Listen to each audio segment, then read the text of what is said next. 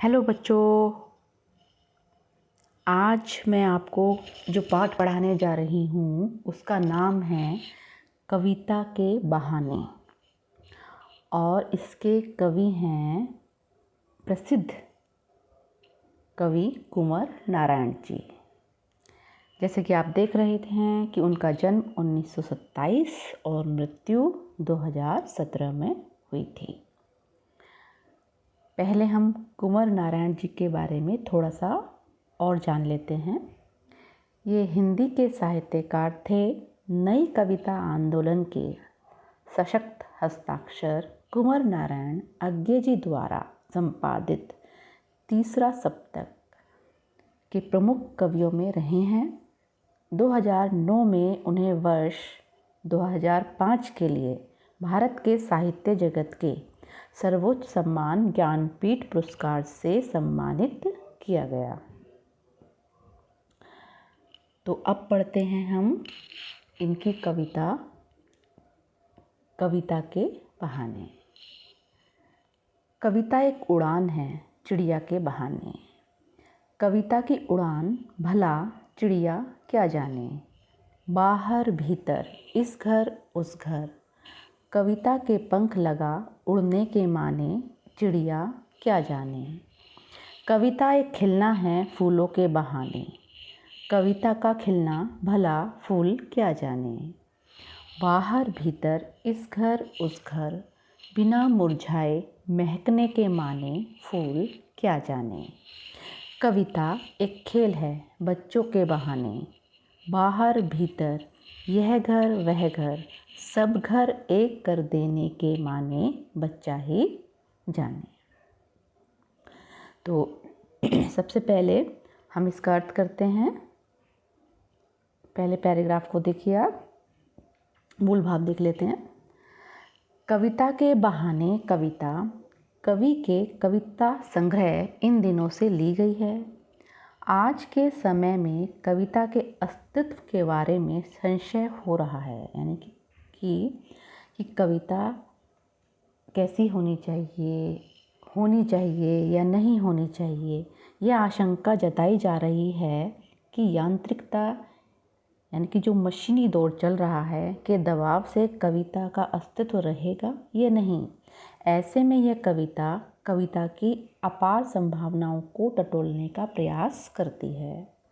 यह कविता एक यात्रा है जो चिड़िया फूल से लेकर बच्चे तक की है। एक ओर प्रकृति है, दूसरी ओर भविष्य की ओर कदम बढ़ाता बच्चा है। कवि कहता है कि चिड़िया की उड़ान की सीमा है, फूल के खिलने की भी सीमा है, लेकिन बच्चे के सपने असीम हैं। बच्चों के खेल में किसी प्रकार की सीमा का कोई स्थान नहीं होता। कविता भी शब्दों का खेल है और शब्दों के इस खेल में जड़ चेतन, अतीत, वर्तमान और भविष्य सभी केवल एक उपकरण हैं। इसलिए जहाँ कहीं रचनात्मक ऊर्जा होगी वहाँ सीमाओं के बंधन खुद ब खुद टूट जाते हैं। वह सीमा चाहे घर की हो, भाषा की हो या समय की हो। तो अब देखते हैं इसका अर्थ। पहला अनुच्छेद देखिए। कविता एक उड़ान है चिड़िया के बहाने। कविता की उड़ान भला चिड़िया क्या जाने। बाहर भीतर इस घर उस घर, कविता के पंख लगा उड़ने के माने चिड़िया क्या जाने। कवि यहाँ कहते हैं कि कविता क्या है, एक उड़ान है। कविता किस चीज़ की उड़ान होगी? शब्दों की उड़ान है, कल्पनाओं की उड़ान है। जब भी कोई कवि कविता लिखता है तो सबसे पहले उसके मन में एक विचार जन्म लेता है, एक भाव आता है और उसके बाद शब्दों के माध्यम से वह पहले अपार कल्पनाएं करता है, फिर शब्दों के माध्यम से कविता को लिखता है। अब कविता की उड़ान भला चिड़िया क्या जाने। अब कविता की उड़ान चिड़िया नहीं जान सकती क्योंकि चिड़िया के उड़ने की एक सीमा है, लेकिन कविता के उड़ने की कोई सीमा नहीं है। आप किसी भी वस्तु पर कविता रच सकते हैं। बाहर भीतर इस घर उस घर, कविता के पंख लगा उड़ने के माने चिड़िया क्या जाने। चिड़िया खुला आकाश चाहिए उड़ने के लिए। अगर आप उसको घर के भीतर या किसी कमरे के भीतर चिड़िया आ जाती है तो आपने वो देखा होगा उसका दृश्य कि कैसे वो फड़फड़ाने लगती है बाहर निकलने के लिए।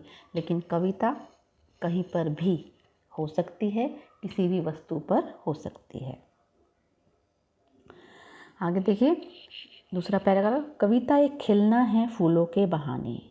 कविता का खिलना भला फूल क्या जाने, बाहर भीतर इस घर उस घर, बिना मुरझाए महकने के माने, फूल क्या जाने।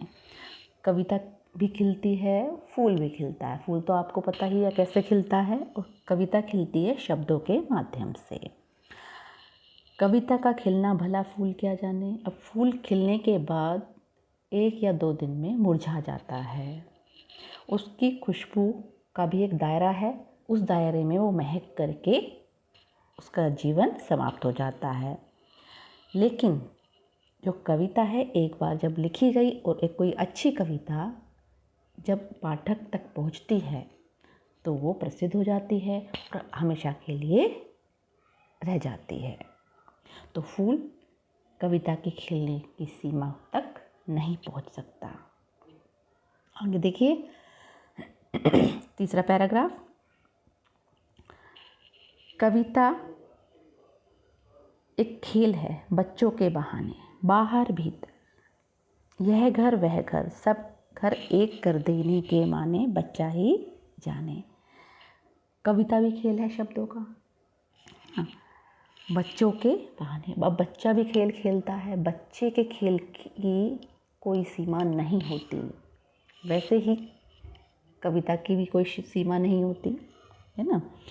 तो अब आपने बच्चा देखा होगा, वो जब भी कल्पनाएं करता है वो असीम होती हैं।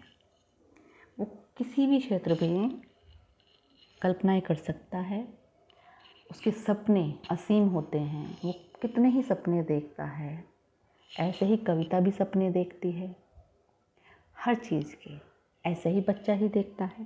ठीक है, सब घर एक कर दें। तो यहाँ पर कविता और बच्चा एक दूसरे के नज़दीक आ जाते हैं, यानी कि दोनों एक दूसरे के समानांतर हो जाते हैं। मेरे ख्याल से आप इस कविता का अर्थ समझ गए होंगे। अगली वीडियो में हम इसके प्रश्नों पर बातचीत करेंगे। तो यहाँ पर हम धन्यवाद आप सभी का।